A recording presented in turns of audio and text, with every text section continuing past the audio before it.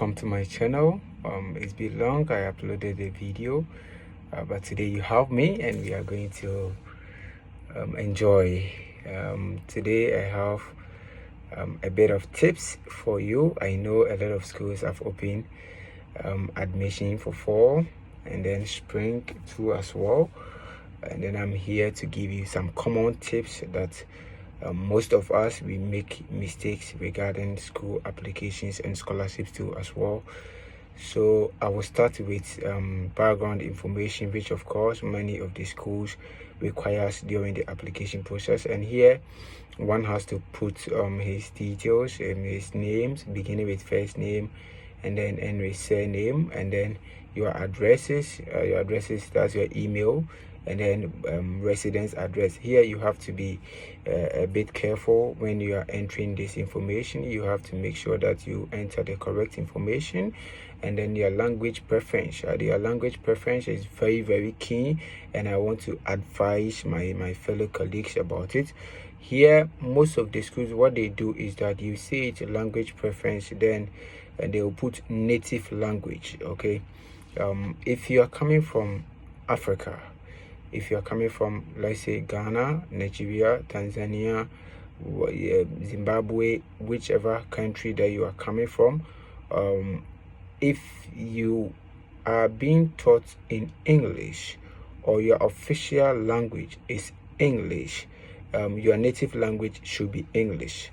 Please take this advice. I want to repeat myself. I said that if you are being taught in English, if you went to a school that they use only English to teach, your official language is English and your native language is English. Take it advice. Don't go and make mistake during the application process, and then when you see native language over there, you go and put, let's say, Yoruba, Igbo, or Twi, or Ga over there. If you do that, you will be required to provide test of results, either IELTS or any other test course that the school requires. So you got to be careful. In a Western world, what they know about native language is your official language. So if you're from Ghana, our official language is English, and then it has to be English. Okay, so take note of it. Don't go and make mistake. Okay, then the next thing to also take note of has to do with the application term. They will ask whether you are going for spring, or whether you are going for fall, or some call it autumn, or you are going for summer. You have to state it clearly. You have to know the term that you are actually applying to, and then you decide accordingly. And then the next thing has to do with the program or course selection.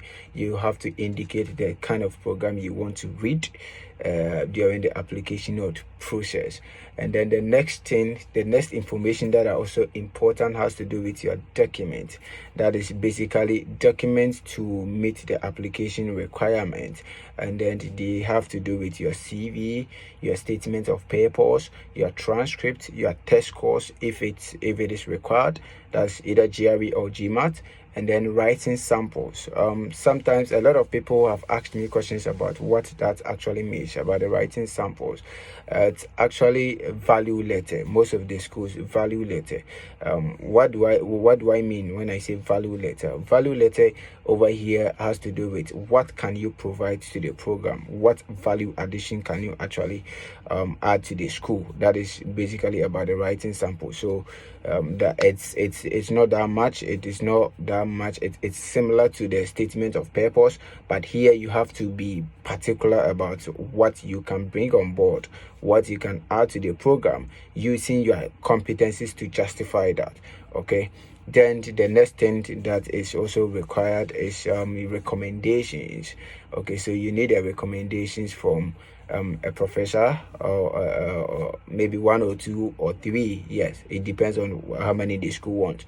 And then if you have been in an industry for long, you also need a recommendation from your supervisor in a job market. And then with the recommendation, it can be either online or hard copy. It depends on what the school wants. But if it happens that the school can take either of them, whether you can submit it online, or you can actually scan the hard copy you have and then upload it.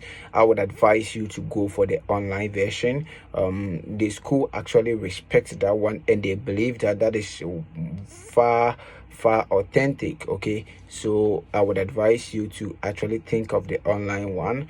Just put your recommended details in the application process, and when you save it, or you move to next page of the application process, an email would automatically be sent to your recommender to provide recommendations on your behalf. Okay, so that is very, very, very important. The school respects that one more than the hard copy one, because they believe that once it is an online, you have no idea about what your recommender will actually write or indicate in the process about you. Okay, and they believe that your recommenders, whatever information your recommenders will provide, is actually genuine. That means it actually meets who you are.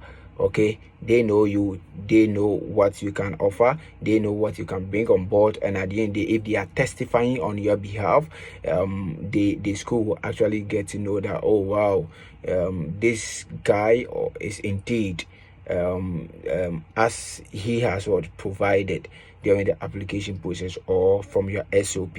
Okay, then the next thing that is also important has to do with declaration. Here you just have to, declaration is very simple. You just have to declare. They will ask you one or two questions, then you just, it's more or less like a consent form. You just have to consent to the information, and then you submit your application. When you submit your application, some of the schools application fee are free, some too also takes application fee. So when you submit, you'll be required to make payment, and you can either use your debit card or your Visa card, or whichever method that is available, either paper or any method you can use to make the payment online, and then you submit and pray. And then the other one too has to do with scholarship application. Some of the schools, they don't have the scholarship application with admission together. That is one thing you have to take note. Some too, it is together. Once you apply to the school, you are automatically considered for the scholarship. Some schools, you just have to indicate whether you need scholarship during the application process, and when you submit your application, an email will be sent to you to also submit scholarship application form. And then when it's happening that way, it's not that difficult. They will ask you questions for you to answer, and then most of the questions that they ask over there are, let's say, value questions. Let me put it that way. Value question. What do I mean by value questions? They want to know why you think you merit that scholarship. Okay, so there too, you would have to provide some kind of essays about why you think you qualify for the scholarship. And then it's all about you being able to explain your competencies for them to know that, yeah, you have what it takes to actually get a scholarship. That is not very, very difficult as you may see it. You just have to sit, analyze the question, and at the end of the day, you'll be able to put certain things down for them to actually use it to justify your case. And then there too, they can actually ask for a recommendation too as well. If they ask you, you just have to indicate your recommended details, and then email will be sent to your recommender to provide it. Or if they require hard copy, you just have to upload the scanned recommendation that you have over there, and that is it. So that is what I have for you today. If you haven't subscribed to my channel yet, I will plead with you to subscribe to my channel. I am the face behind KY is the Scholar. Today you've seen me. A lot of vlogs are going to come on your way. Please don't go anywhere. Stay here and you will enjoy a lot. Let's all learn together, and we will also succeed together. Thank you to everyone. Bye bye.